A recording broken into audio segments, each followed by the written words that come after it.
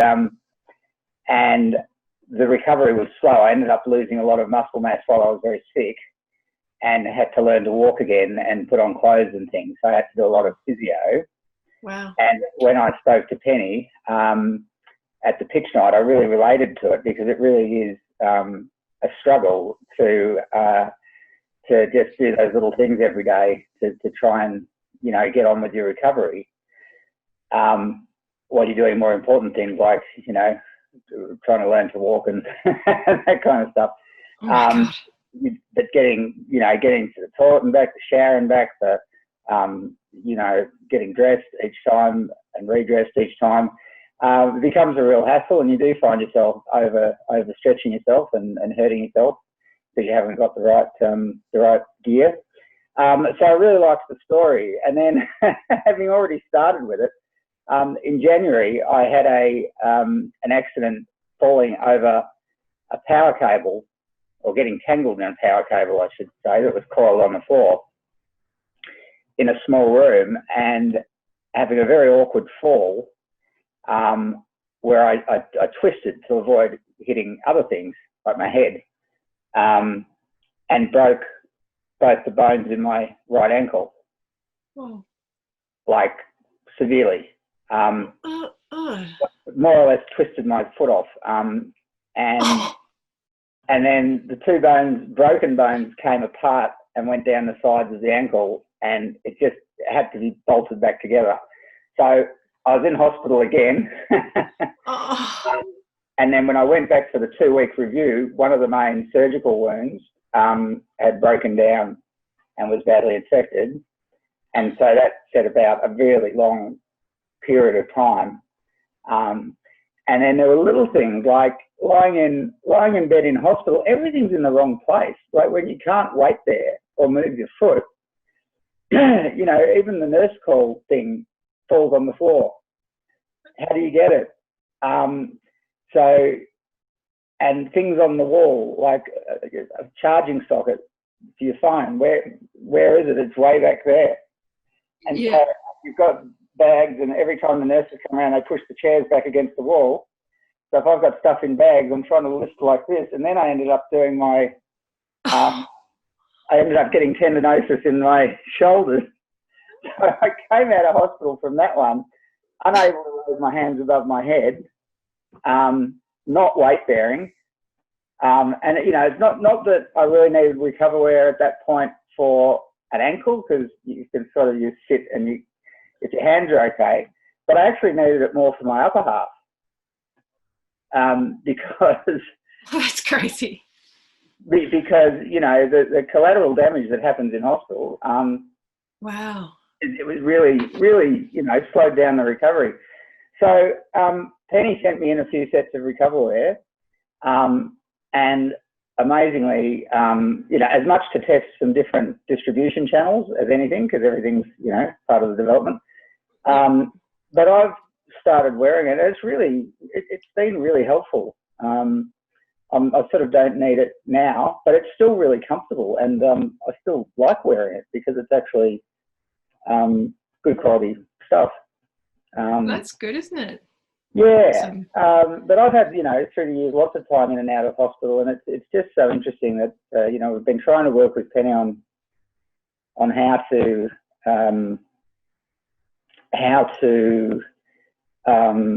get this concept across most effectively.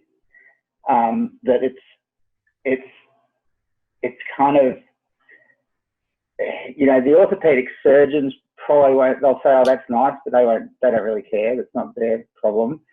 The nurses don't have time to peddle products. You're not going to compete with the cost of a hospital gown, so it's not going to be a stock standard thing. And so they've been tossing around ideas like, more like the gift shop, like if you've got family coming in. Yes. We were talking the other night and using the phrase, sort of hashtag better than flowers. You can make someone's life a lot easier in hospital, and it did. It did, and probably no one amongst the professional staff were aware how much it was helping, but it helped. Yeah. Make your life easier. So that's the kind of the message. And also prevent re-injury. Like it's one thing to have an agonisingly sore broken ankle, and be worrying about that. It's another thing to then not be able to reach, you know, just not be able to be independent and reach for things, and hurt yourself doing that, and then have more trouble getting dressed.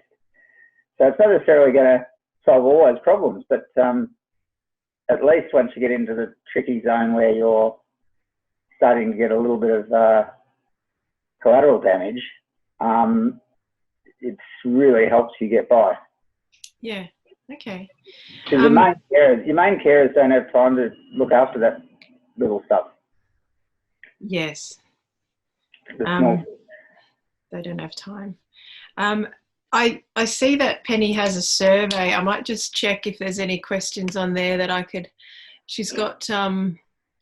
So basically, what's the reason for requiring dressing assistance? The first case, when last year, how would you summarise that? That was because you went into hospital and then lost muscle mass. Yeah, the first case was a chronic hospital stay with a loss of muscle mass, and I was just too weak to raise my arms above my head and reach in the normal way. So it was really just because of weakness. Yeah, and the second time was done your shoulders from the hospital. The second time, yeah, my shoulders were overstretched from reaching for things from the hospital bed. Yes, I did a similar shoulder thing with a long car trip and having to reach into the back seat to give taping to two kids in the back seat, constantly doing that. And I came away with, I couldn't even fill up the kettle. I couldn't hold any weight. In that shoulder. I was like, it's a really common injury, the reaching back like that. And you feel it in everyday life so much because the classic thing is you go out of a doorway and you reach back to turn the light off. Yes. And then you go, and then you have to go back into the room to turn the light off. It's just such a pain. Yes, and I find that even for a long time, I was about to flick the doona to straighten it up and realize, that's going to hurt. So I sort of don't do that anymore. Things that were that's going to set me off. There's so many activities in the day. So I don't know whether I want to do all these 5-point scale things, but did the injury affect the patient's ability to work? Were you still working at the time? I wasn't. I was only doing some work from home. Yeah. And then but I work from home anyway, pretty much. I'm a device consultant. Okay. What other ailments accompanied your injury? So I think she wants more of the story of how you came to be using it and how it helped you. How successful was your recovery in general? I guess first and second instance. Well, for the first hospital stay, it was successful, but it was slow. Probably took a full. I was probably still at the tail end of the recovery when I broke my ankle. That's sort of July to January. Yeah. And then in this case, I'm walking and mobile again, and I'm on the tail end of the recovery now, and I've got the full use of my arms again with physio. And I think, so I think Recovawear really helps that second one be faster, because I reckon I would have kept aggravating my shoulders a lot. So how long did you use? So January was into the hospital with the ankle. How long were you using Recovawear? You mentioned you're still using it sometimes. How we use it? Was it an everyday thing, or what were you? It depends what I had to do. It depends what I had to do, and I could get. I didn't. I only have a couple of pieces of Recovawear, so I couldn't wear them every day, but I would ask for assistance if I wasn't wearing it. Mm-hmm. So basically, any day I had it, I could be completely independent. Yeah. And which pieces did you have? The t-shirt and the polo top. Yeah. Okay, so, and would you recommend the products? Oh, absolutely. Yeah. Yeah, in fact, I do recommend the product.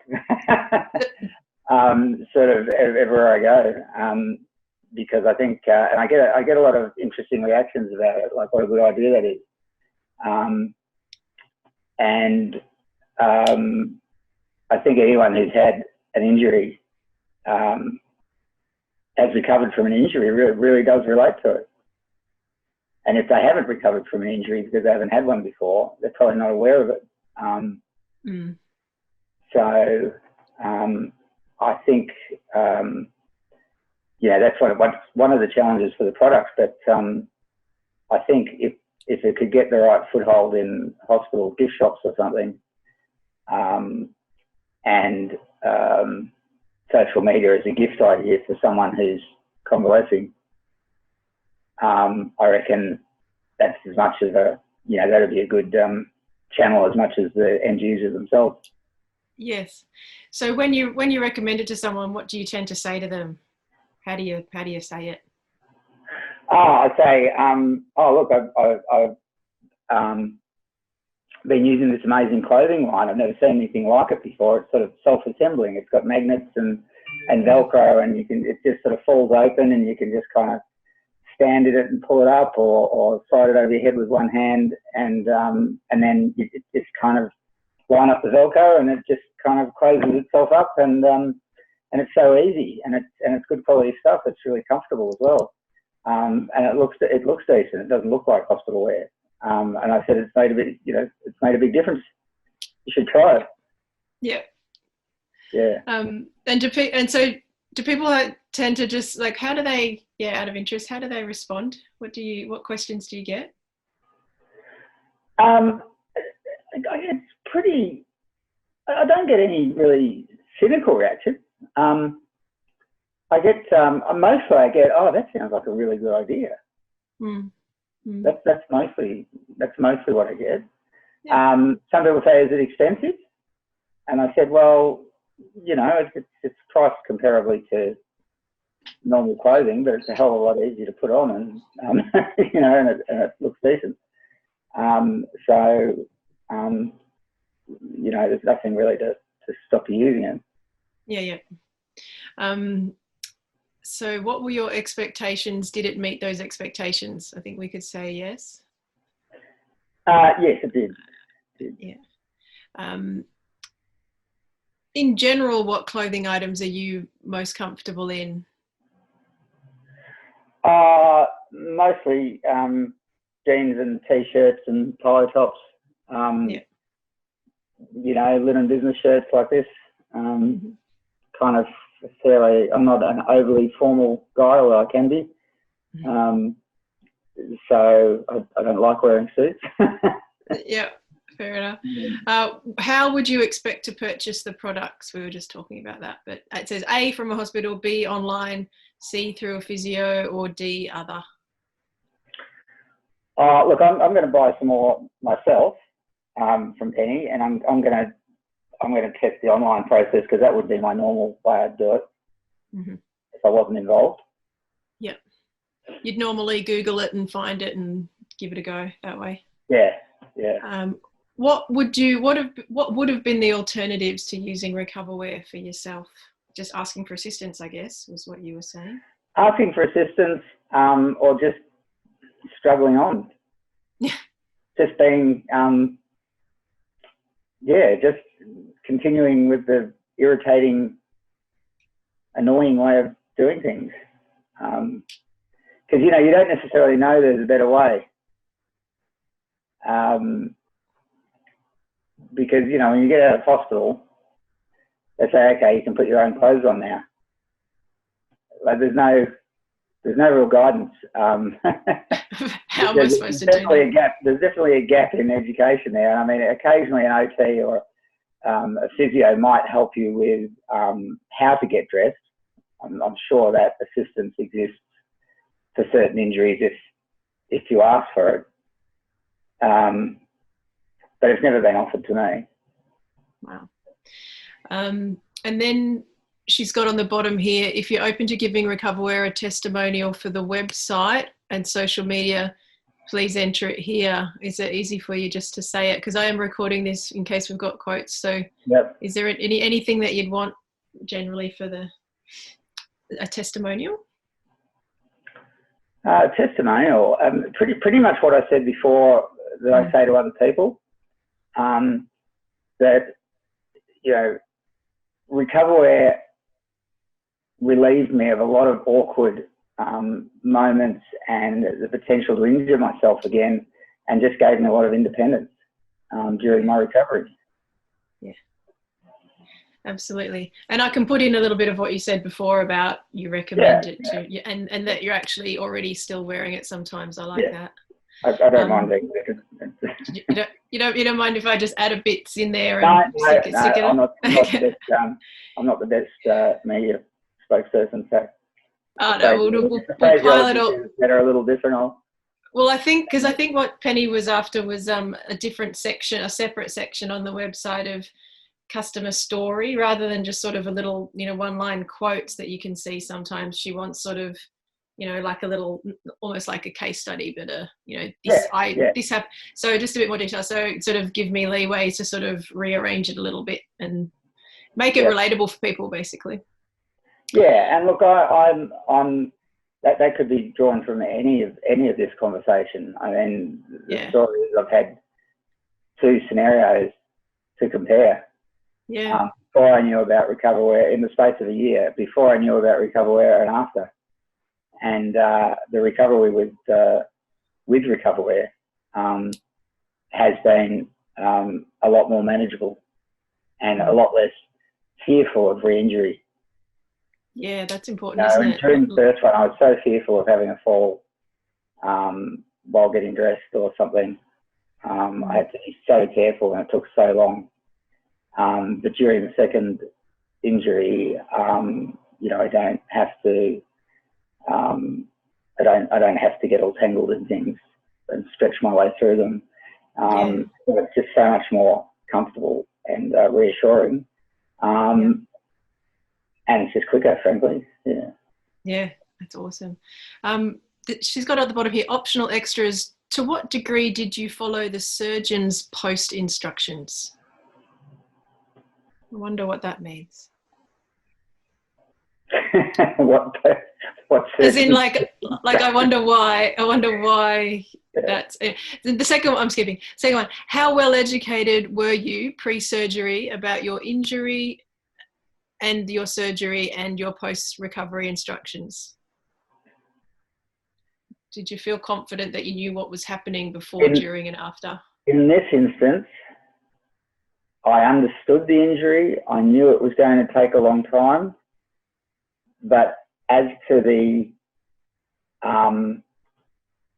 tedious nature of how long it goes on for and how much it frustrates you and can get you down, I had no idea what I was in for. Wow. This was a very painful injury. It was a very slow injury. There was a lot of wound care, intensive wound care involved, a lot of discomfort. The surgeons really were only concerned about the x-rays and so forth, and handed off the wound care to the post-acute nurses. When I came home, I only had 3 post-acute nursing visits for a wound that has to be changed every 2 days and was going to take months to close. Did you ever do it yourself, or did you have a partner there? No, it was too scary, because I'm also type 1 diabetic since I was 5 years old. Yeah. So 47 years of type 1 diabetes and a broken down wound on the least fleshy bit of your ankle that's 12 centimetres long and 2 centimetres wide is not what you want to see. The first word that comes to mind is amputation. Yeah. So for much lesser wounds, incidentally. So I was well aware of the challenges of this wound, and then I had to go to the GP. Of course, this is in the height of the COVID era, so I was having to catch an Uber every 2 days, one there and one back, get this wound dressed, and that meant I had to put on respectable clothes each time. So dressing was an issue there. I did wear and promote my Recovawear. That's awesome. Yeah. And then eventually it was recommended that I get private nursing in the homes, because apparently I'm too young and well to have Alfred Hospital Services provide further pack nursing. So I was paying, $100 a pop for a wound dressing every couple of days. Wow. Out of pocket. And then after a couple of weeks of that, it started to really close up, and I had a review at the Alfred, and they said, "Oh, look how good this is going. What a splendid job we've done."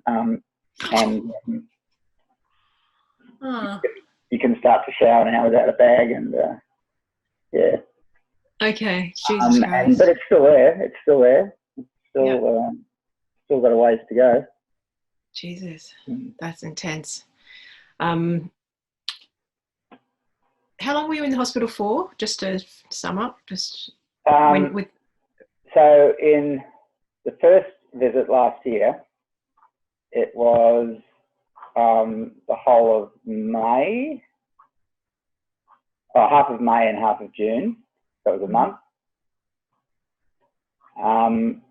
Then when I broke my ankle, it was about 3 days. Okay, that was it, 3 days. And they got you out.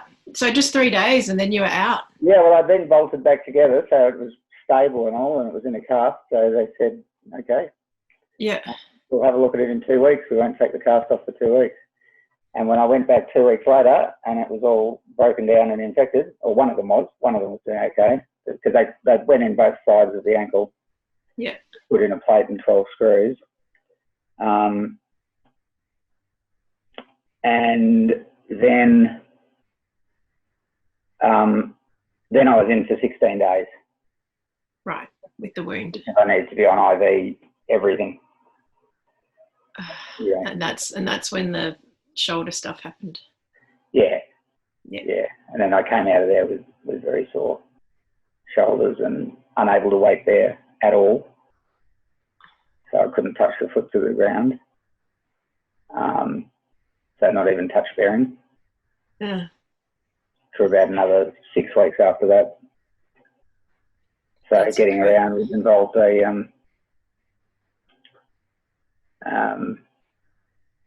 I got a knee scooter because crutches were too dangerous.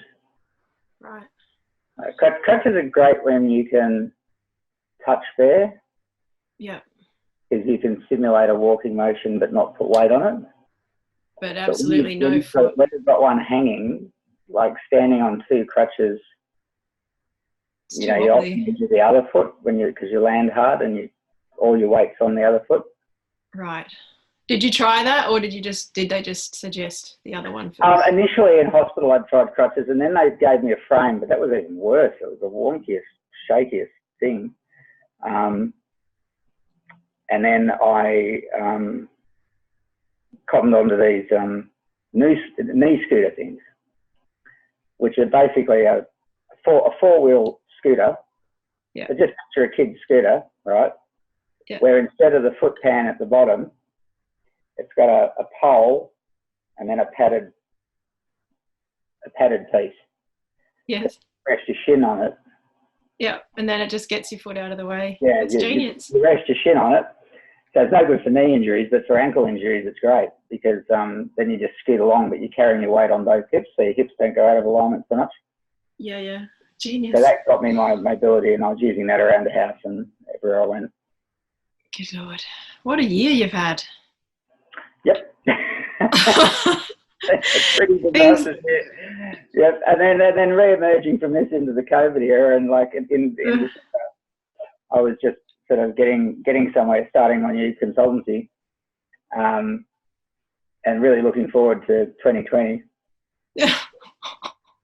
But like my daughter showed me a thing. She said it came around the end of March. It said, I'm cancelling my 3 month free subscription to 2020, the features aren't good. Absolutely. Yeah, we don't want it. Send it back. Oh my goodness. Oh well, thank you, Peter. I reckon we'll just sort of pull bits out of there, and we've got a good story there to give people ideas of how it's useful for them. Yeah, and look, if there's anything you want to embellish or add or run past me, just shoot me an email or text or give me a buzz. Okay, awesome. I will. Thank you so much for that, and good luck with the rest of 2020. Yeah, it's better for all of us. Yes. Okay. Thanks, Peter. Bye. Bye.